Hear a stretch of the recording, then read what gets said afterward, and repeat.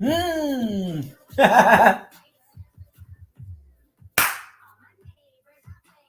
Mm. Mm. Mm. Mm.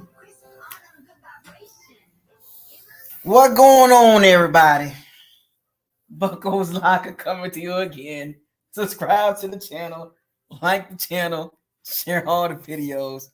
Don't forget to hit the notification bell icon to notify you all new videos that's posted on this channel. Shout out to all the Power C banners. That should have been me, not him. It should have been me.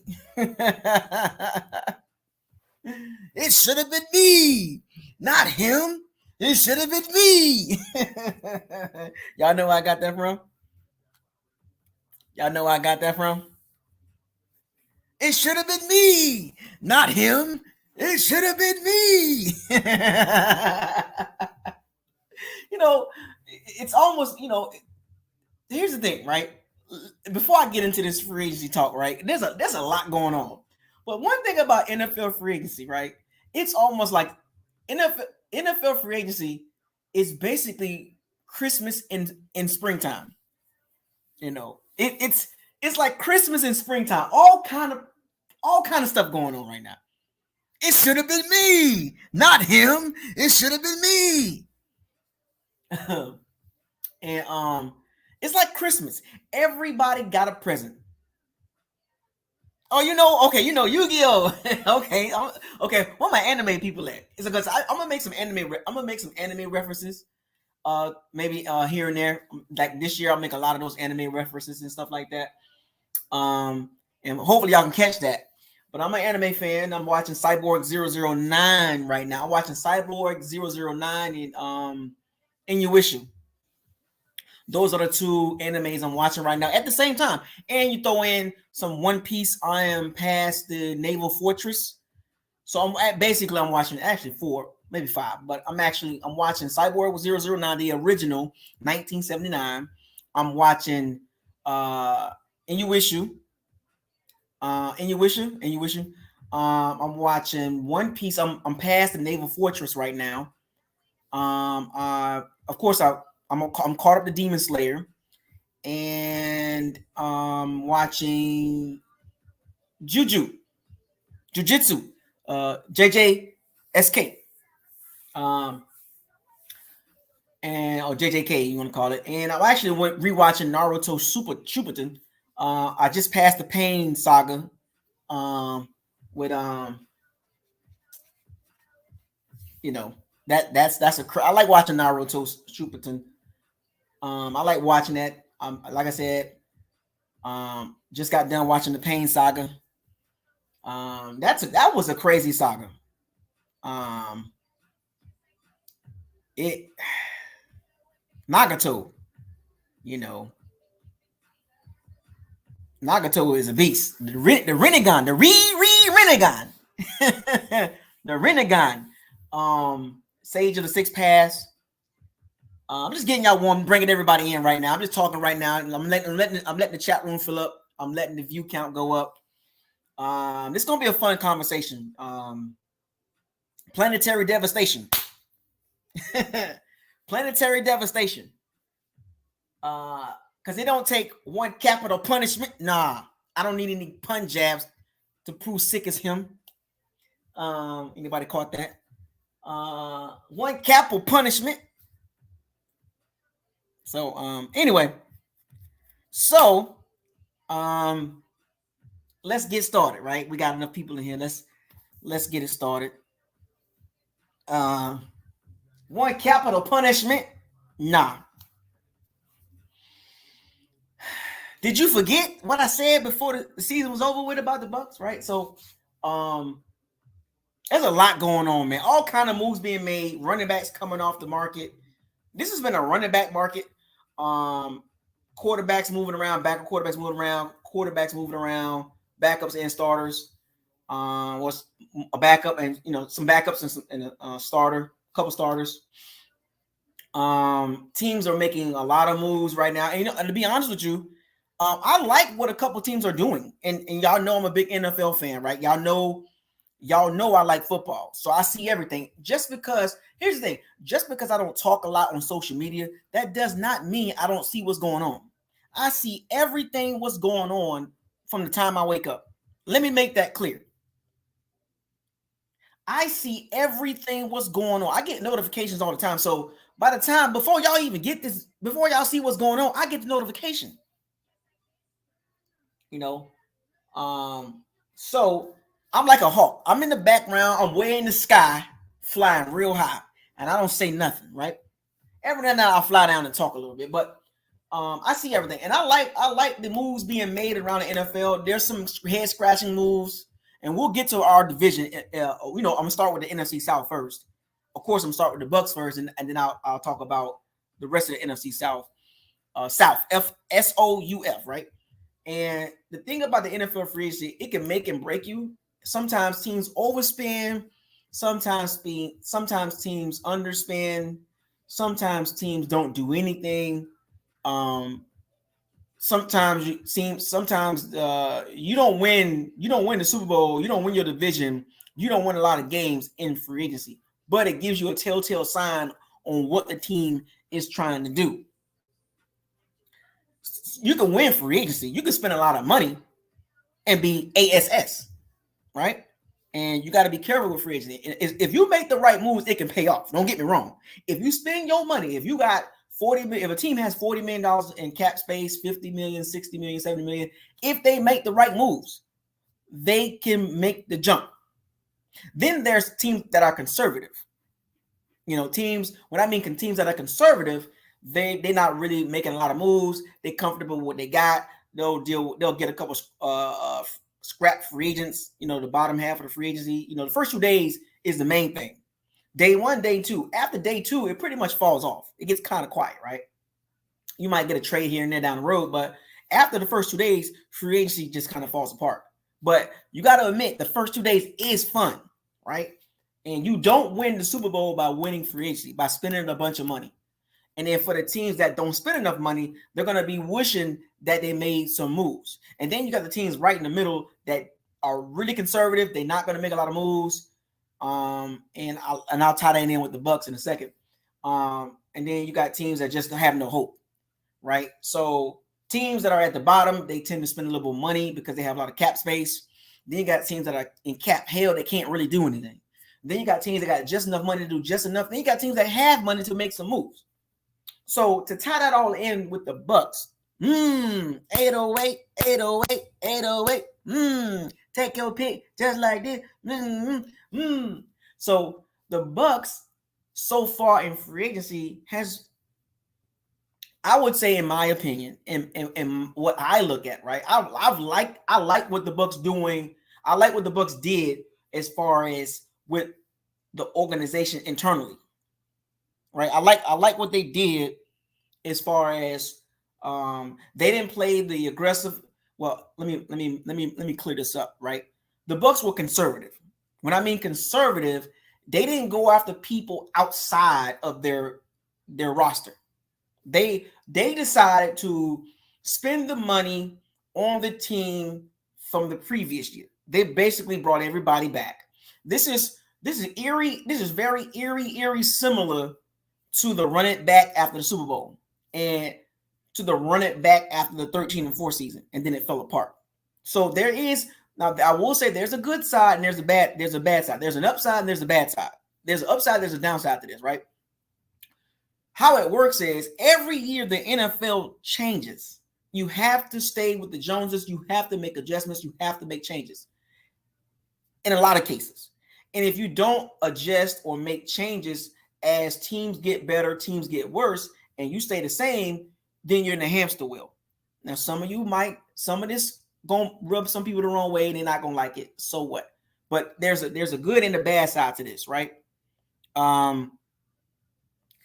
You have to be careful with the running it back situation. Now, don't get me wrong, I like what the Bucs did, but when you look at the landscape on the teams that were better than the Bucs, or they had a better roster, they've made some improvements.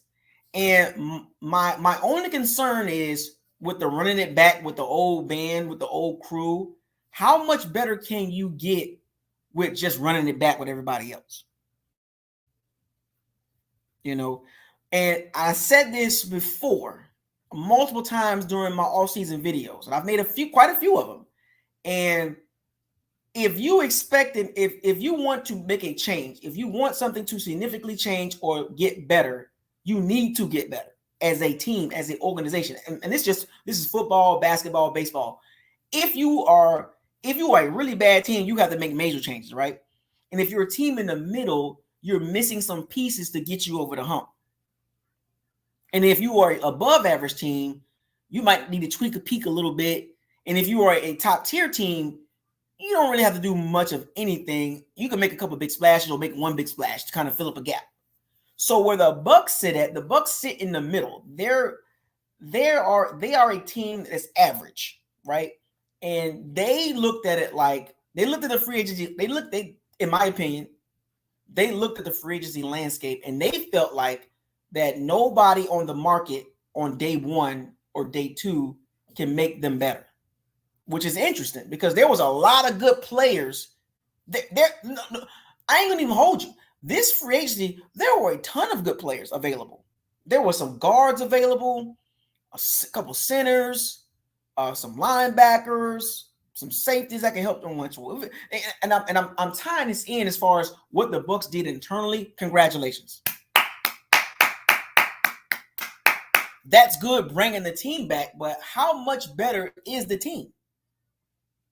When you look at what's going on in free agency, just before the season starts right now, if you had to look at it right now, just based on the moves, the teams that are good, above average, or elite, they've made moves to get better, right? And the Bucs fall in the conservative category because they looked at it like we're going to bring everybody back. Now you're on day 3 after day 1 and day 2 was chaotic. Now you're looking at, and I told y'all this, what's going to happen is the Bucs are going to get the scraps. They're going to get the guys that wanted to sign somewhere else or didn't get the contract they wanted. And I don't even think like free agency works in tiers, right? Tier 1, all the good free agents go away. Tier 2, you got that other half, and then tier 3, tier 4, and that's like day 7, day 8 guys. And these are random guys that the Bucs will probably maybe try to sign.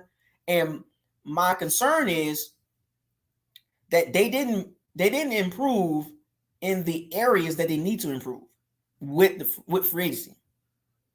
You know what I'm saying? And that's my concern. And you basically bought back a 9-8 squad without Carlton Davis, because Russell Gage didn't play, or Seatbelt Davis, he's not going to make a big difference, right? So you basically brought 99% of your team or your top guys back. And you traded one, and you got a 3rd round pick and a 6th round pick, which is good. We need that. So, and I'll get to that in a second. But there were no significant upgrades at the key positions. You get what I'm saying? We needed it. It would have been nice to get a nice guard, and I told y'all this. And there were a couple of guards available, a couple centers. There was a couple safeties available, some linebackers. Matter of fact, we'll get to Levante David in a second. And Chase McLaughlin, they got signed and all that. But we are basically the same team. We're the exact same team was last year. Now, let me ask y'all this question, and y'all can talk amongst yourself. How much did the Bucs improve? Let me ask y'all that. How much did the Bucs improve so far in free agency? To me, no improvements. They just brought back the guys that we already know what they can do. We already know how they're going to perform in this system. Offensively, we know what Baker Mayfield is. We know what Mike Evans is. We know what Chase Edmonds is. We know what the Bucs O-line look like. We know what Chris Godwin. We know these things already. Okay? We know what Levante David is. We know what Winfield Jr. is. We know these things already. Where was the signing? And like I said, it's not over yet. We got a couple more days left as far as getting some decent free agency. But as the more days pass, the more likely that you're not going to sign another guy. You're going to basically wait till the draft, and then after the draft, you'll sign the scraps in May and June. But the first 2 days are the main days, and then day 3 to like day 7, or actually day 3 to day 5, it kind of like dies down.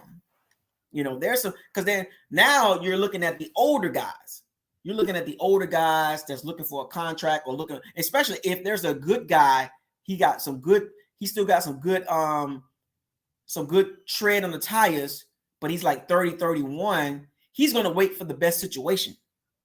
You get what I'm saying? He's going to wait for the best situation. If he's a safety or a receiver or guard, or and he's good, it just teams just kind of like, nah, we don't want to sign you right now. We'll wait. So those type of players that still got some tread on the tires, they're going to wait for the best situation to go to. And most likely they want to go to a team that's a contender, especially if they got a name. Why would a guy with a name that's still pretty decent go to a team that's middling around, or he goes to a terrible team? The only way he chooses those teams is when the top, his first, second, third, fourth pick don't want him. You see how that works? And there's a couple guys that's left on the market right now after day 2 has pretty much is over with, that they're a little older in the tooth, but as far as football, the longer this plays out, the closer that you get to the draft, the longer it's going to be for them to get signed. You feel me? So as far as what the Bucs can get, the Bucs are not, and as of right now, they haven't improved the team. No Seatbelt Davis, no Devin White. And ain't that funny? Mr. Devin White really thought he was going to get a bag. He really thought he was going to reset the market. Free agency basically told Devin White exactly what he is. He was overrated. He was overdrafted and he was overrated. So that goes to Jason Light. And he held on Devin White a little bit too long. After year 3, he probably should have walked away. Or year 4. He should have traded him. But Jason Light has done some good things. But these are one of the things I'll be scratching my head on. This is the O.J. Howard. Now you got Devin White. First round picks that you held on. You probably could have got a 3rd round pick or a 4th round pick, and you did not get anything for those guys. You see what I'm saying? So Byron Moore with a $10 super chat. I haven't done a locker room session with y'all in a long time. But I can't do it today. I gotta do some studying, and I'm working on the project too. So maybe this weekend we'll do some talking. We'll get everybody together this weekend. Maybe this weekend. Byron Moore with a $10 super chat. Hey, is it safe to say we might have been wrong about like Big Dog, Mopar, Sal gonna kill me for saying this, but I can't front, man. He's cooking. Okay, look, Byron. I don't know how long you've been in here. I've explained this already. I've made a post about this in Facebook. He's done a great job as far as getting the guys back that played last year. You get what I'm saying? He's bringing back the guys that we already know for the system, for the coaching staff. We already know that, and the results of that in the last 2 seasons is 8-9 and 9-8. So we already know what we got with the guys that were coming back. My thing is, where is the upgrades that we needed? So yes, he's been killing as far as keeping the guys, keeping the core, if you want to call it. But how much did the team improve? They're still a 9-8, 8-9 type team. That's my thing.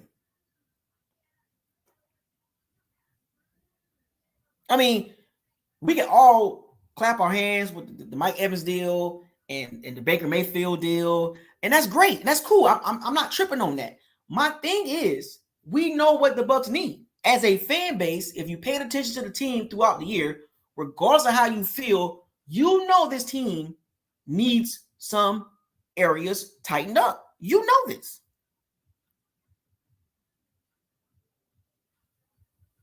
You know this. And if you give him a grade so far, yeah, you can give him a A. Sure, give him an A. But when you look at the totality of it, as far as free agency, When you say he's killing it, you got to add some context to that. He just basically brought the guys back that we already know. Meanwhile, 75% of the league is making transactions outside of their team. You get, I want you to think about what I'm saying. Like, teams are actually trying to improve, get better. And I'm not saying that the Bucs can't get better, but what have they done to get better in free agency? That's what I'm trying to explain to y'all, because we right now, a lot of us are caught up with bringing everybody back. See, me, sometimes you got to decompress and think about the bigger picture. See, I'm a forward thinker. I'm a midterm and long-term thinker. I don't think in the right now. Look, yes, I'm living. I don't try like to live in the moment all the time. I try to, think ahead. You want to be ahead of the game. You want to think ahead, and you don't want to think you don't want to come to the point where every time something happens, you got to react. You got to do some due diligence, right?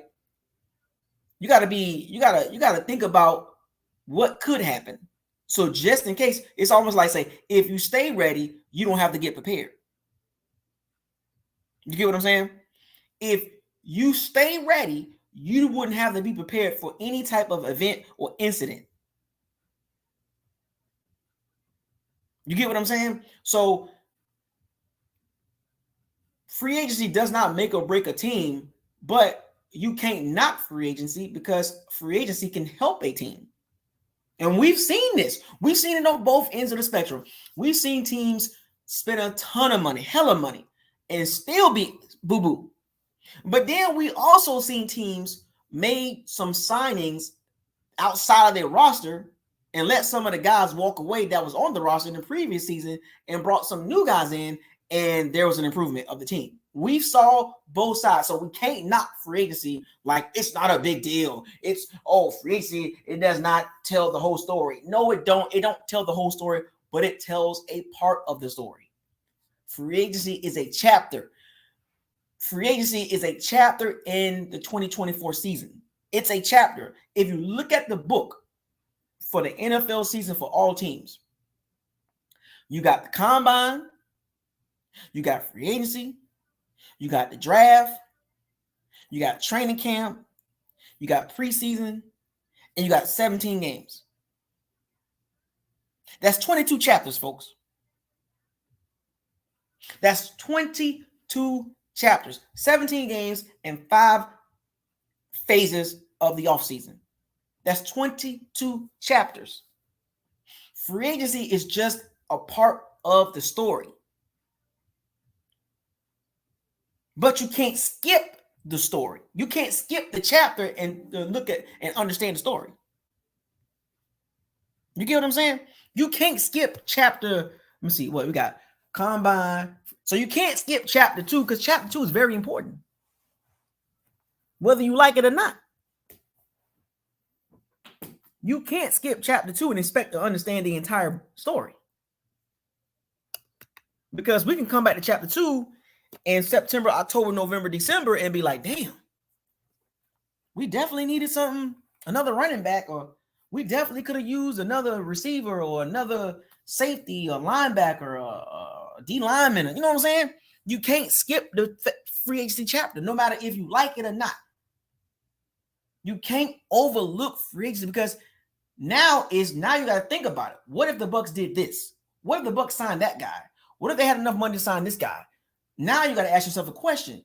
We still got the same holes that we had going into the offseason.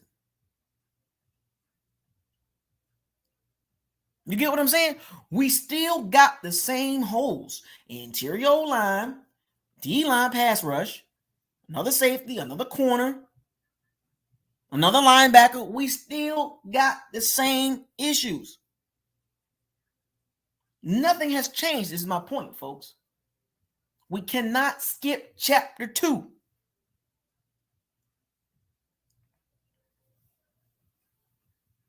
You cannot skip chapter 2. Whether you can skip chapter 2, but how you going to understand the entire story at the end of the season? This counts, folks, whether it helps the team or hurts the team. Now, did the Bucs participate in free agency? Yeah, they did. But they participated. It's like kids in the playground. You only gonna play with people you know. That's what the Bucs just basically did. That's what Jason Light basically did. John Spivak, Mike Greenberg. They basically drew a sand around their sandbox. They made a sandbox. They drew a line with a stick, as kids, and you basically played with people you only know.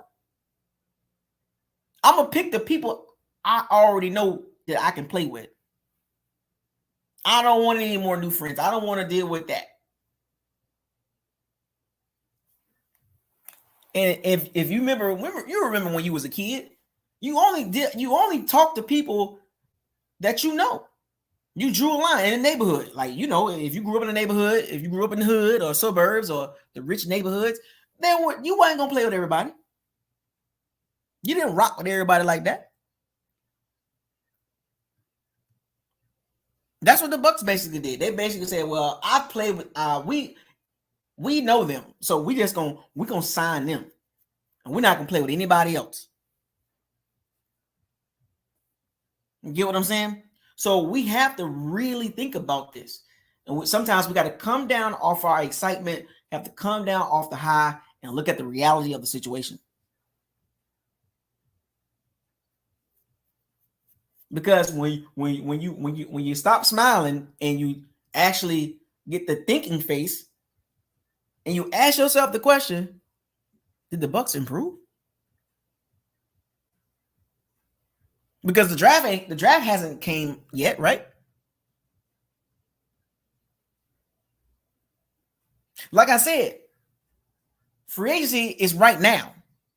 But you have to think ahead and say, well, what can the Bucs get in free agency that can help this team win in the regular season? What do they need? They need multiple pieces. So in other words, if you draw a straight line on a piece of paper across parallel, that's what the Bucs basically did in free agency. They literally they drew a line straight across free agency. Didn't do anything bad, didn't do anything great outside of what they already know. They drew a straight line in free agency. We're just going to say the path. Sometimes staying the course is not always the best plan of action. Sometimes you got to make adjustments on your tracker.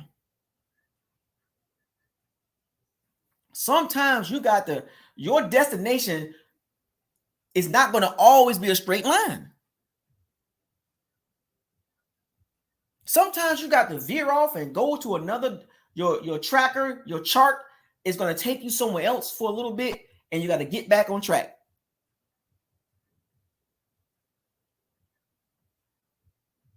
You get what I'm saying? And across the NFL, like, you can legit say, even whether you like the outcome or not, whether you like the player or not, you have to understand this. You can't be that biased and tell yourself free agency doesn't matter. You can't be that biased, because guess what? If the Bucs participated and did a little bit more and did a couple more signings, you would be happy with some of the players that they could have signed, or maybe could have signed. But the fact that the Bucs stayed in a straight line and all these other teams are making signings, it's, oh, well, now you're going to downplay everybody else that got signed with other teams. You can't do that, because you don't know what's going to happen. But at this moment, the teams are actually trying to make improvements outside of what they already know.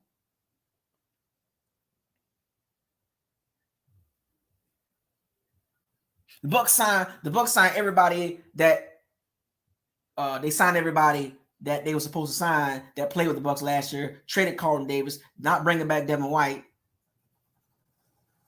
You clapping and you high fiving, cool. But what about outside of that? If you think staying the course is the best plan of action, then I'm very curious on how do you live life? Do you walk a straight line to get to your destination? You get what I'm saying? Nothing is easy. There will be challenges. There will be good things and bad things. There will be roadblocks along the way. And in football terms, as far as with the Bucs, nothing's going to come easy for the Bucs.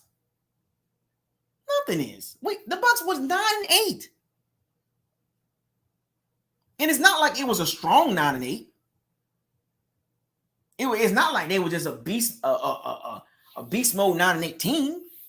The Bucs, they are who they are. And once again, let me make this clear before people get butthurt. I'm not knocking the Bucs on what they did as far as signing everybody back. But my question still remains. What did they do to improve? I'm going to keep saying that. I'm happy they brought the guys back, but we saw this story before. We saw this before. As Bucs fans, we saw this story play out twice. In 2020, when the year they won the Super Bowl, they ran it back. They went 13-4. Now, I don't think we're 13-4 team, to be honest with you. They went 13-4. Of course, they lost to the Rams, the Super Bowl champions that year in 2021. And then they ran it back again with pretty much mostly the same team. They ran it back again. And it was a disaster. Well, I blame my last. It was not a disaster, but it was not a successful season. Y'all remember 8-9. They ran it back. They brought guys back. I'm signing. You ran it back. You add a draft class. You ran it back, and the results were you went from 13 wins to 8 wins. And you didn't do nothing. Remember now, think about this.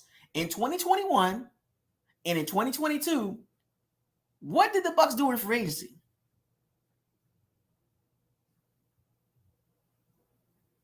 Right?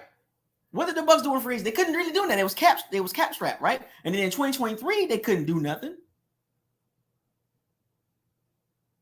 So for 3 straight years, so in the 2020 season, the Bucs went and signed Tom Brady and Super Friends. They went all in with some when you high in sight, contracts wasn't great, but I get what they were trying to do in 2020. Tom Brady and Super Friends. They changed out 7 starters from the quarterback to the tight end, eventually the running back. They drafted 2 starters. They added Antonio Brown. They added a new kicker. It was 7 new starters in 2020 on that 2020 team. Right? And those contracts they gave out in the bigger picture did not help the Bucs because it cap strapped them in 2021. It really hurt them in 2022. And then in 2023, they couldn't do nothing. So 2021, 2022, and 2023, the Bucs couldn't really do that because of the contracts, because they were trying to go all in. And by going all in, it was a 2-year window, and it stung them for the next 2 years. That is the repercussions of going all in. You can put your franchise back 2, 3, or maybe 4 years. So for the last 2 years, look at the results. It's a direct result of doing that, right? So I get it with the free agency being good or bad, right? But for us in 2020, free agency turned out good. It turned out great for us. Let me repeat that. In 2020, when Jason Light decided to save his job, he went out and signed Tom Brady and Super Friends and drafted 2 top 5 at their position players. He was on his way out the door. Before Brady got here, Brady and Super Friends, the Bucs were 34-62 as a franchise with Jason Light with the title of GM. Let me repeat that. Before Tom Brady arrived in Super Friends, the Bucs were 34-62 under Jason Light's watch. That's a fact. Look it up. That's terrible. How many GMs survived that. He was on his way out. He got desperate and opened the bank up. He begged and pleaded with the Glazers to open the bank up, to spend this money. We have an opportunity to get Tom Brady and Gronkowski and Antonio Brown and Leonard Fournette. He was on the way out the door, and y'all know that. Tom Brady and Super Friends bought him a few more years as a GM. We, as a Bucs fan base, we were frustrated with Jason Light. But when he opened the checkup and created these contracts and extensions, everybody was high-fiving when we got the Super Bowl. But what did I tell y'all? It's a 2-year window, and it literally was. And from the results of 2020, it affected the team in the 2021 offseason, the 2022 offseason, and the 2023 offseason. We couldn't do anything because of those contracts. Sacrificed 3 years of the franchise to win the Super Bowl. That's basically what it was. We had to rely on the draft to get better. And actually, you go from 11-5 regular season to 13-4 to 8-9 to 9-8. That's a drop off, folks. So if you're going to downplay free agency, think back to 2020. Look what it did for us. So don't sit here and convince yourself and try to convince me, which ain't gonna work, that free agency is not a big deal. Oh man, the teams ain't just out there overpaying, or teams out here just doing anything. Oh man. But did you say that in 2020?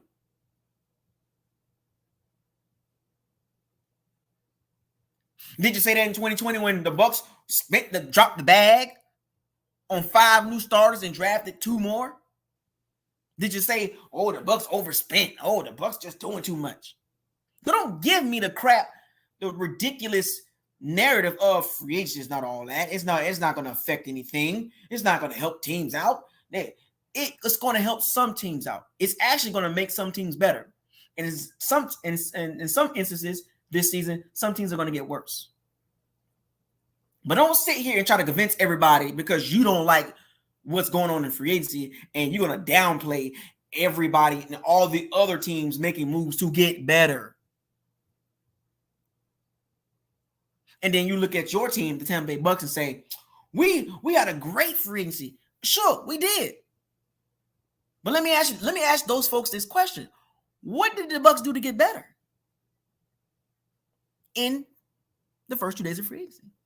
Outside of their guys that they already know. Did they feel, ask yourself the question, did they fill any holes to make the team better? And we already know, we agreed to this. They got holes. Several.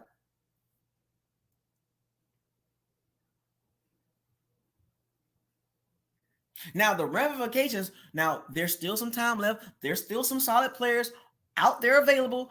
Let's cross our fingers. Let's see if the Bucs can draft sign a linebacker or a pass rusher to a decent contract or a safety that's available. They re-signed Chase Edmonds, and one of the guys, somebody tweeted, Chase Edmonds back, yay, and they was happy about that. You know what I told that guy? I said, Chase Edmonds, that guy was hurt, and he really didn't make an impact. Some people was hyped up with Chase Edmonds coming back. If the Bucs don't draft a running back in the 4th round or the 3rd round with that third round pick or the 4th round pick, that's asinine. You got to go draft a running back. Chase Edmonds? He ain't moving on needles. We already know what he is. Are you serious? You jumping around with Chase Edmonds? Come on, man. He's not a big impact guy. And you jumping up and down with Chase Edmonds? We still need another running back. Don't forget that. Why would you go sign Chase Edmonds and re-sign him anyway when you got a whole draft of running backs coming up? You got 2 third-round picks. You got 2 sixth-round picks. You can't go draft a running back.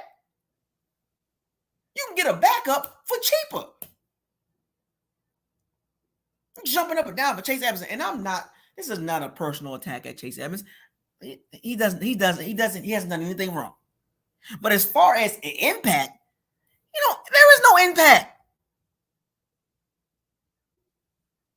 Because he had a couple good runs, you're gonna overlook the other games, the other 90% or 95% of the games that season. Stop playing.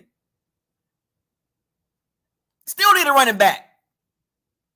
I don't care if we sign Chase Edmonds, we still need another running back to help Rachaad White out. Because Rachaad White, to me, is a top-tier third down back.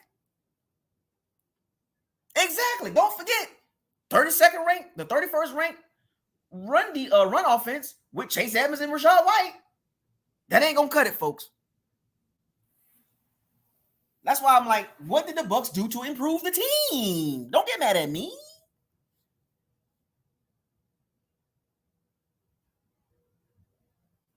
Now, let me finish this up. There's still some time to sign some decent players, and hopefully they do, right? As far as the NFC South, as of right now,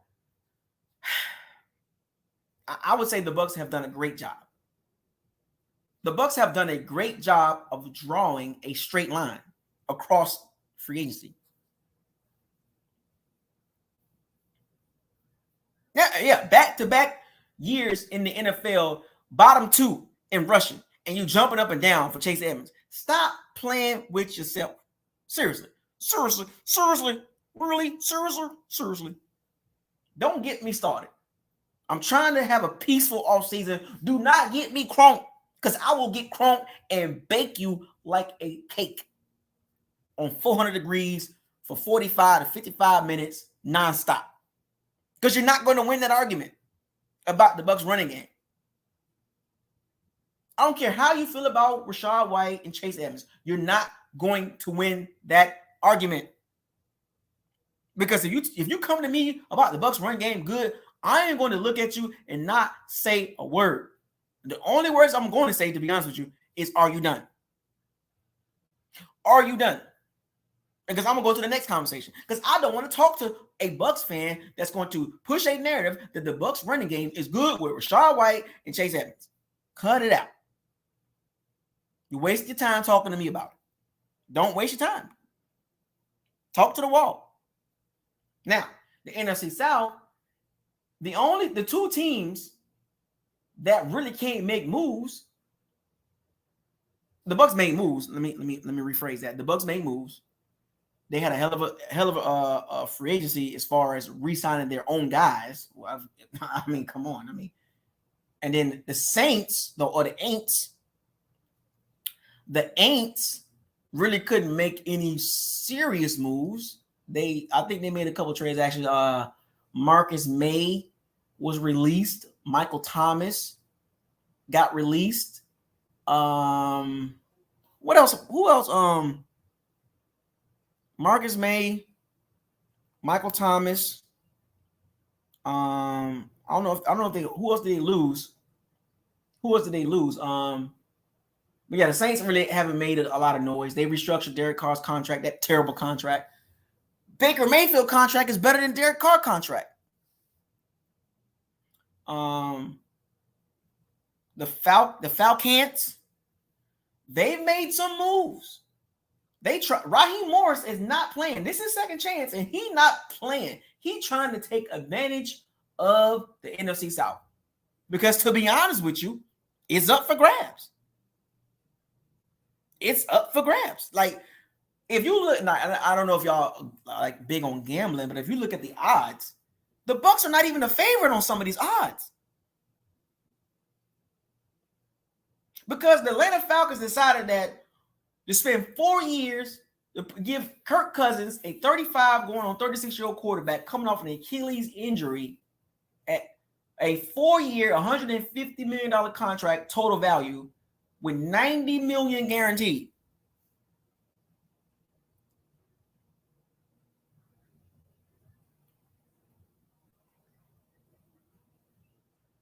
Captain Kurt leads. Look, I would say this. Captain Kurt Captain Kirk Cousins. You like that? You like that? Captain Kirk Cousins leads the tier of quarterbacks that are just like him. And what I mean by that, let me give you a list of quarterbacks. They all fall in that same realm. Their makeup is pretty much the same. Kirk Cousins leads the way. Okay. Jared Goff, Derek Carr, Baker Mayfield. I'm about to put Trevor Lawrence in that category too.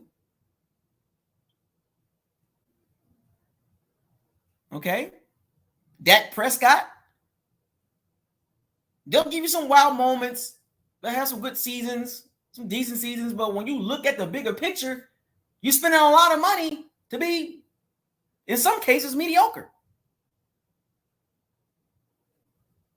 What's another quarterback like that? Jimmy Garoppolo, Mac Jones. Yep, Mac. Oh yeah, Mac. Yeah, Jimmy Garoppolo, Mac Jones. Who else like that? Sam Howell. Daniel Jones. Like all these quarterbacks they're not. You got to build a great team around them. And if you want to look at that group of quarterbacks, you can put Dak Prescott and Kirk Cousins at the top. But that ain't saying much. Jalen Hurts, you can throw him in there too. Tua Tagovailoa. Tua Tagovailoa is another one. All those guys are grouped together.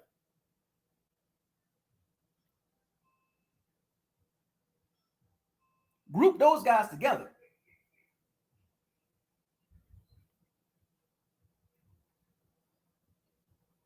They all got the same makeup. Two of them are the high end in that group, and the rest of them are you can just put them in places. Look, I told y'all, there's only 5 elite quarterbacks. That's it. Everybody else fall in line. If you're not a part of the big 5, then you can't be jumping up and down acting like your quarterback all that.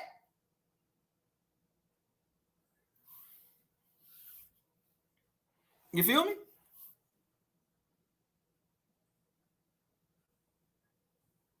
You jumping up and down for mediocre? Cool. Have at it. But I guarantee you this, though. If you ask any Bucs fan, if you can get one of those elite quarterbacks, one of those 5, I guarantee you 99% of the Bucs fan base will be like, hell yeah. Let me get one of those guys. Because they can change a franchise. Everybody else, no, they can't. They cannot change their franchise. You have to give them some help to make them look good.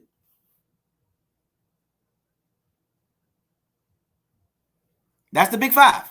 Fire the cannons, go Bucs. This is the big 5, folks. This is the big 5. Everybody else don't matter. And I really mean that from a quarterback perspective. I really mean that. And I don't care how you rank them. Everybody outside of those 5, I don't care how you rank them. They don't matter. They're not game changers.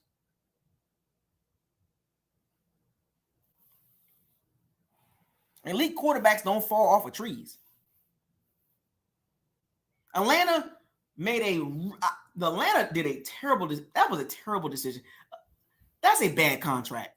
That's the worst contract out of the quarterbacks in the division. That contract is worse than Derek Carr's contract.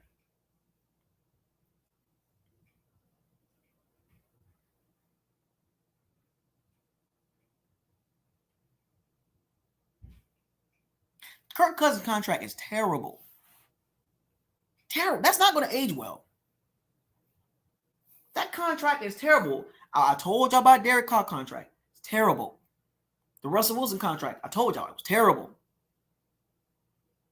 Terrible. And teams keep Daniel Jones contract, terrible. And teams keep doing it.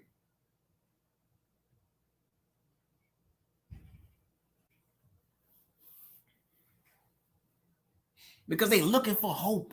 Atlanta, that was Raheem Morris' big mistake. Signing Kirk Cousins to that type of contract coming off that injury. Now, I will say this about Atlanta. Now, Kirk Cousins is an upgrade over Desmond Ridder, clear upgrade. So I would see that's what I'm saying. The Falcons did get better at quarterback.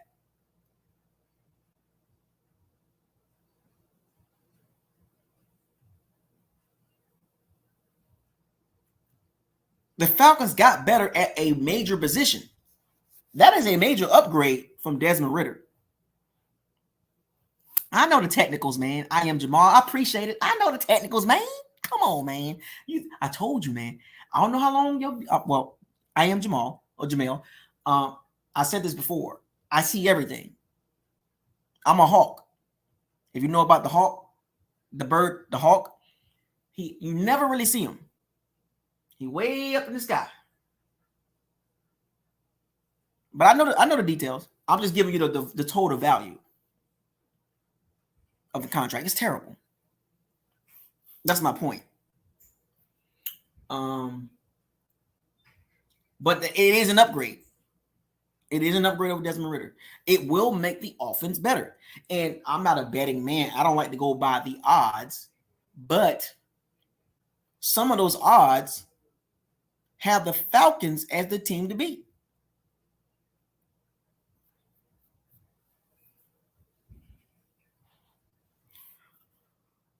And they got weapons. Some of the betting odds got the Falcons, I think, was plus 200. Or maybe some of them got like Bucs at minus 125, minus 250. It's close. But I'm not a betting man, so I don't really follow the betting odds and all that. But I'm just throwing it out there what Vegas and some of these other gambling platforms kind of how they're looking at the NFL. And remember, money does play a factor too. So, but you got to admit, the Falcons are trying. They went outside the typical organization, moves and bringing the guys back. And they say, okay, let's go sign Darnell Mooney.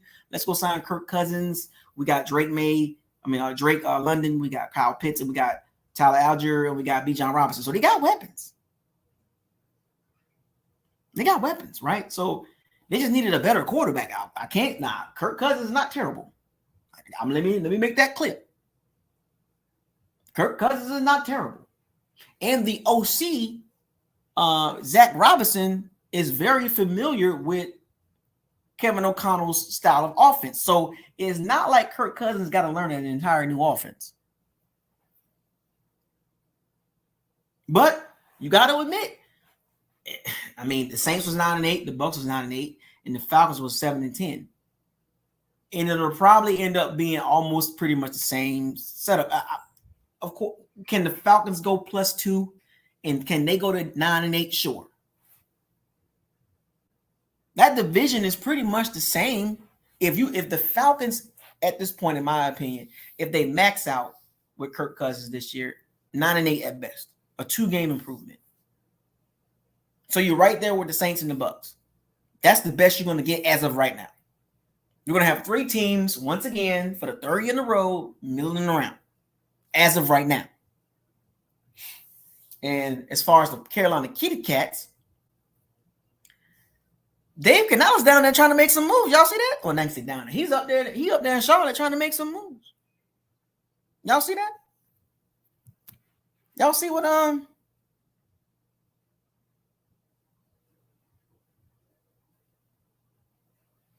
Y'all see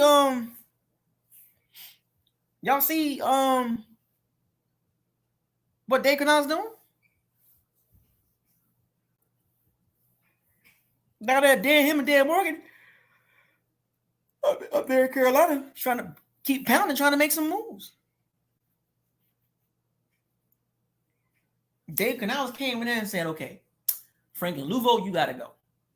Dante Jackson, you got to go. Brian Burns, you got to go. But do y'all understand why he's doing that? Do y'all understand do y'all understand why coaches do that?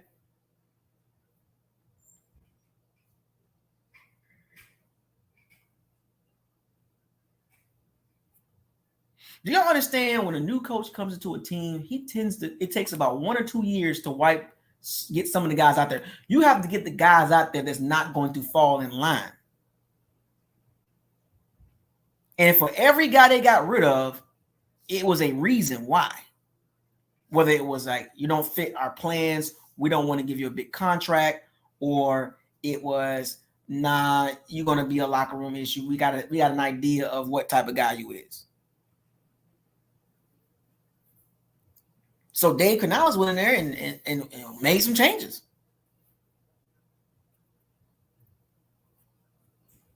You know what I'm saying? So this is how it works, folks. He's trying to make the Panthers a lot better. He's trying. And I know a lot of us are going to be paying attention to what Dave Canales do because we're going to see him twice a year, right? And kudos to Dave Canales, being that this is his first time getting a head coaching job so early, he's doing the right thing. You can't pay Brian Burns when your roster is not even ready to win.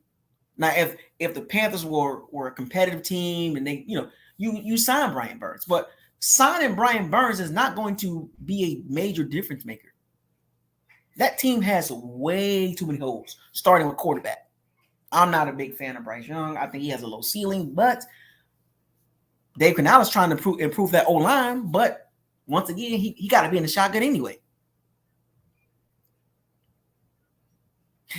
Bryce Young got to be in the shotgun 99% of the time because he can't see over the line.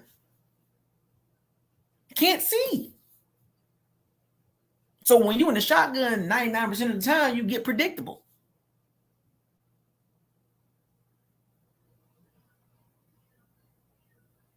But Dave Canales is doing the right thing. You couldn't bring back Frankie Louvo. You weren't finna pay him. Dante Jackson, you had to cut him. Now, they did keep J.C. Horn and Derek Brown.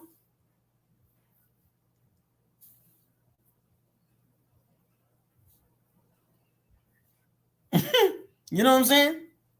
So, as far as right now, the division really didn't get a whole lot better at the top.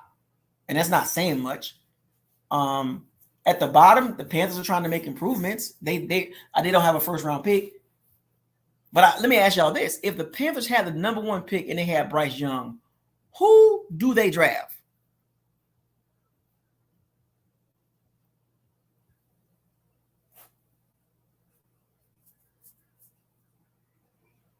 If the Panthers had the number 1 pick right now at 2 and 14, number 1 pick, would the Panthers draft Caleb Williams or Jalen Daniels or Drake May with the number 1 pick? With 5'8.5" or 5'9" Bryce Young. Who would the Panthers draft? Let's see if y'all got some football brains in you as before I wrap this up.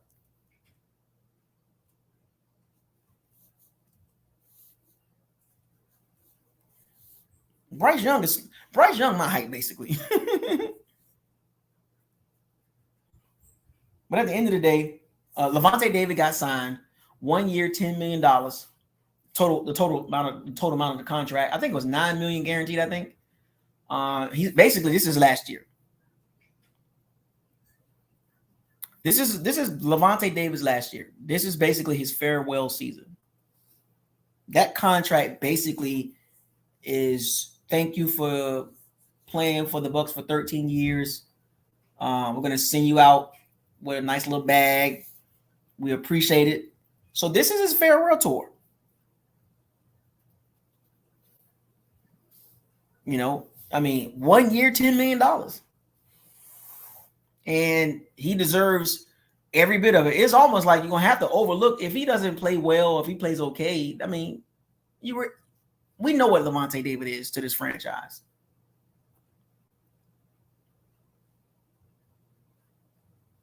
A 1 year deal? The Bucs got to draft a linebacker. 2 of them probably. Next year too. But a 1 year deal pretty much tells you exactly what it is. Now, if he does a series of 1 year deals, it's like, okay, man, just sign a 2 year deal. But a 1 year deal for $10 million? You can't get no better than that. Because in the NFL, you can't keep paying old linebackers, no matter how good they are. They're going to lose a step. Bobby Wagner, a great linebacker, still can play, still can make a lot of tackles, still can cover a little bit, but NFL is not an old man's league. So I'm going to look at it with Lavonte David as his farewell tour. So I got to go to a few games to see him play. Got to get a fresh Lavonte David jersey, a fresh one. Because, you know, this most likely his last season. And Father Time does not have no remorse. And who knows? We don't want to see it, but Lavonte David can have a drop-off. And it ain't going to look good. You know, it can't happen. We've seen this happen plenty of times. The Bucs, Jason Light did resign Chase McLaughlin. They signed the kicker, 3-year, I think it was 3 year, $12 million. Right? So, like I said, the Bucs made moves as far as Bucs moves. But as far as interior O-line and pass rush and safety in the corner, you're not bringing back Devin White, and you traded Carlton Davis. Okay, so what are we doing? Is it going to be all? I told y'all this before, and I brought this up before. I would not be upset if the Bucs had an all defensive draft, or you draft the O-lineman in the first round, and after that, from the second round all the way to the 6th round, the second pick, all defense.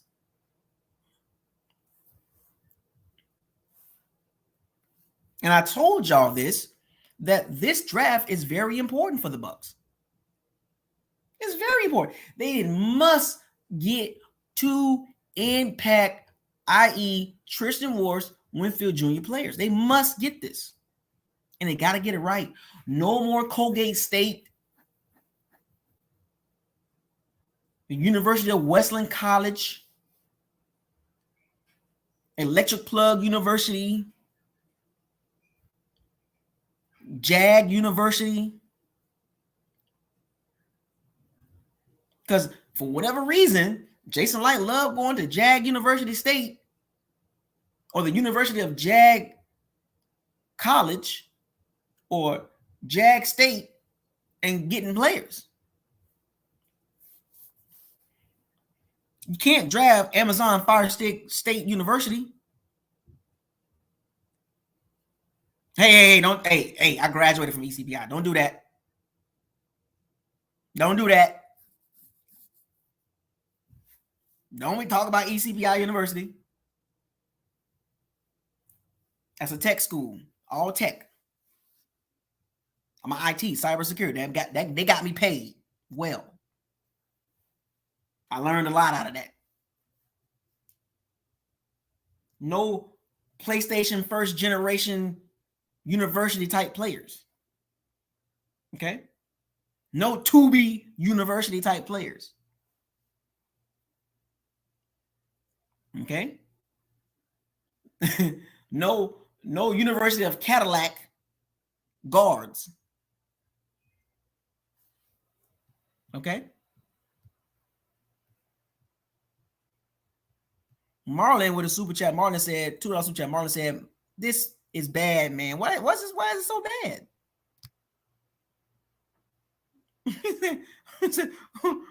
This is bad, man.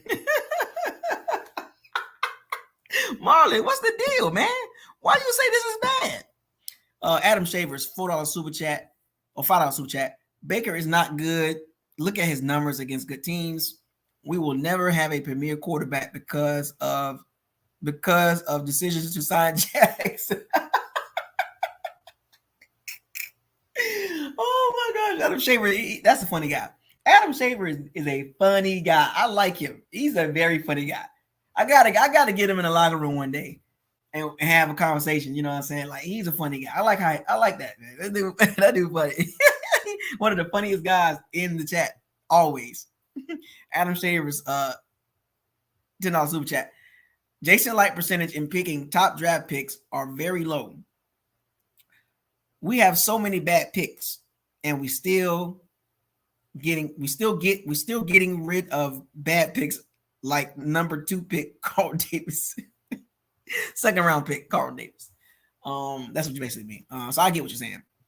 Yeah, I mean, it sucks. I mean, I get it. You know, it's we hate to see it. He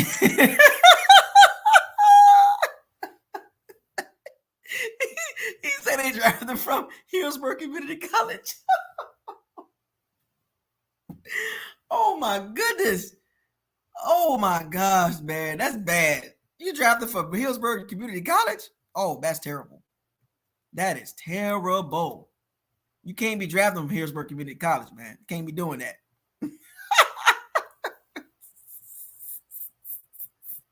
He said Hillsborough Community College. Oh, I miss Tampa. That's my home, man. That's my hometown. I still remember everything.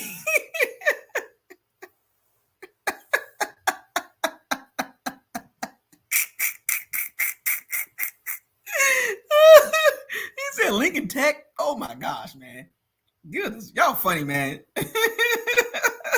Used Tire State. He said we need Netflix and Hulu type players. Oh my gosh. Oh my gosh, man. Y'all wildin', bro.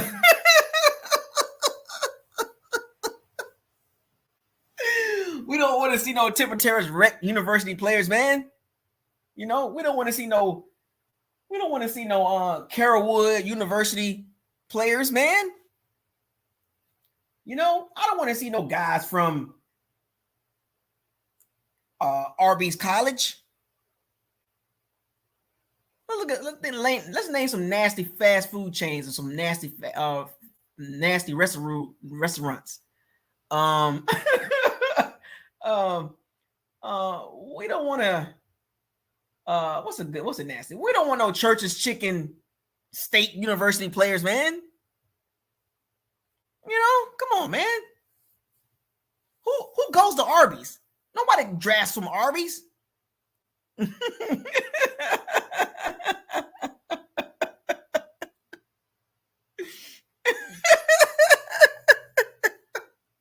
You know, we don't want no guys from IHOP University. Okay? IHOP University? No, we don't want that, man. You know, we don't want no Waffle House in the Hood College. Okay? We don't want no ICDC. We don't want guys from ICDC. Hey, you on the couch. You want to play football? Get off that couch and go play guard. We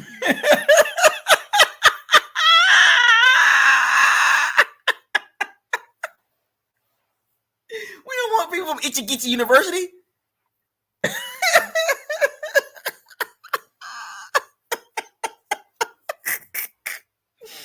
Jack in the Box A&M. Oh my gosh. Y'all mofos is funny, bro. I got some Bojangles University. Hey, I worked at Bojangles. Be careful with Bojangles, man. I worked at Bojangles. I used to get food there all the time when I used to get off work. That 8-piece chicken with 4 biscuits for $5.99. Don't do that. That Bojangles right across the street from King High School. Cracker Barrel College. Oh my goodness. Go Yam. Go Yam. Go Yam Gators. Go Yams. Oh shoot. Oh my gosh. We don't want no Cross Fletcher University players, man.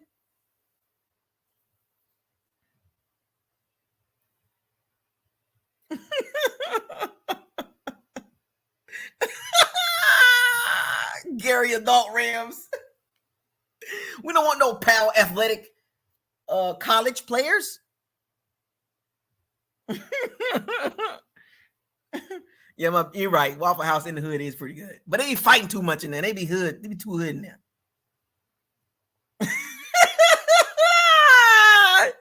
Cap D's A&M, Taco Bell Tech. Oh shoot! Oh, Subway State University.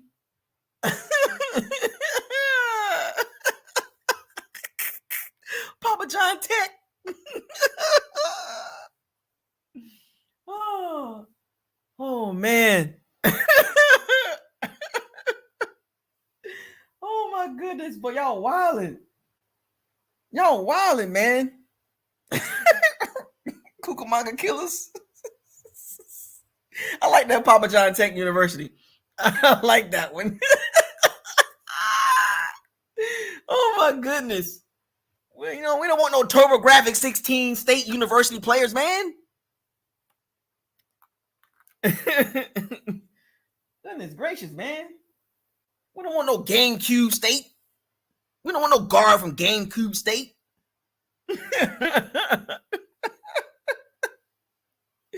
Oh my goodness, man.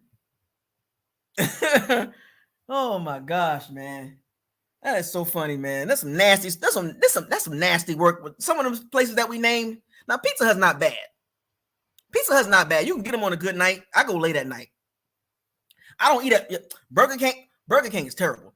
I don't want any player from Burger King. I don't want anything from Burger King. A guard, a center, a safety, a cornerback. I don't want nothing from Burger King. Nothing. Burger King is like Arby's. You know what I'm saying? I don't want none of that. you know, Captain D's though. Yeah, Captain D's. Nah, I don't want none of that. You know? What's some nasty chips? They like Doritos. I forgot what they called. Hardee's is nasty too. What's those chips? I'm hungry now, but I was thinking about those chips. What's some nasty chips? That's like they shape like Doritos. I can't remember the names. Dang it. But the point is we can't have guys that have low ceilings.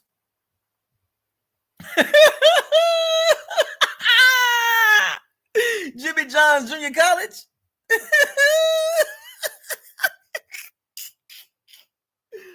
Oh my gosh. We don't want no G-Roll. We don't want no G-Roll University guys, man. Gyro State University. Sun Chips. I don't want no guys from Sun Chip University or Sun Chip Junior College. I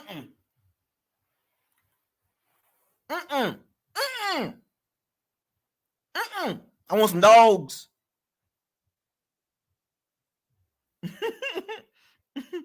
You know what I'm saying? I don't want no Walmart college. I don't want no Walmart college guys. Walmart at 10:50 at night. College. I don't want no third shift at the Amazon warehouse guard. You feel me? I don't want that.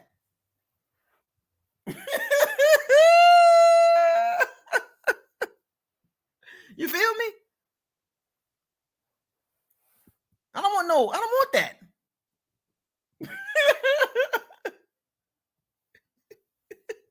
Oh, you don't like Chris Greer? We got a Dolphins fan in the building. He said Subway eat fresh players.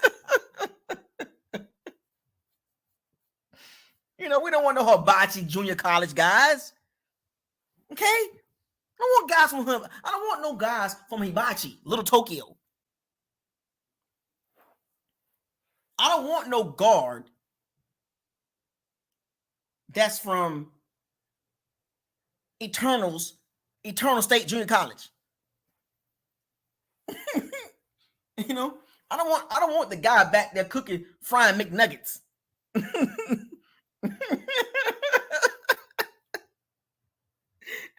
Exactly. Third shift at the Amazon where I know it was hell. I don't want a guard from there. I don't want a guard that worked the third shift at Amazon warehouse. I don't want that. I don't want guards like that. I don't want pass rushers from there. Give me a guard or a tackle. I mean, a guard or a center from Bennigan's University or Ryan's. You feel me? Y'all remember Bennigan's and Ryan's? You feel me? What was the other one that was like Bennigan's? Give me a Red Robin safety. Give me somewhere good. Okay? Give me somewhere that's got some good food.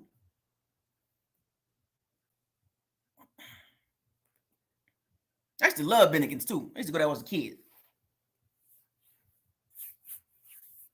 You know? Give me Crystals over White Castles anyway.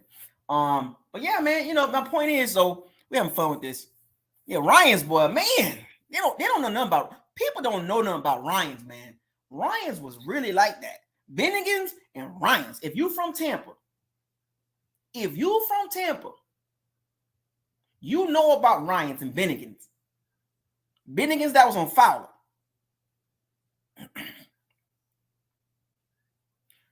That's some good food.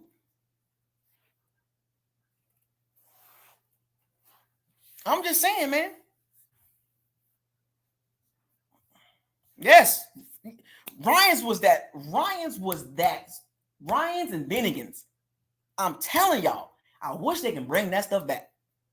I will go there all the time and eat good. They don't know nothing about Ryan's, man. They don't know nothing about Bennigan's. Oh, I got a better one. I don't want no guards that come from Nebraska Avenue. I don't want guards that's now. If for those of you that don't know what Nebraska Avenue is, that is a terrible road that runs north and south in Tampa. It'll take you all the way to North Tampa, cross Fletcher, and it'll take you all the way downtown. Nebraska University, you don't want a guard from there. Trust me. You don't want a guard from Nebraska Avenue. You don't want no safety from Nebraska Avenue. You don't want no cornerback from Nebraska Avenue. You don't want nothing off Nebraska Avenue. Terrible. Terrible. Terrible.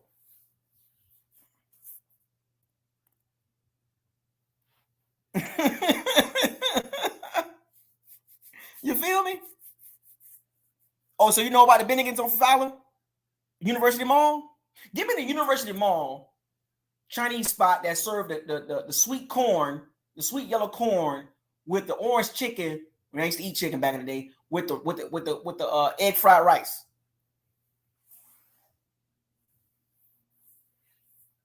Give me that.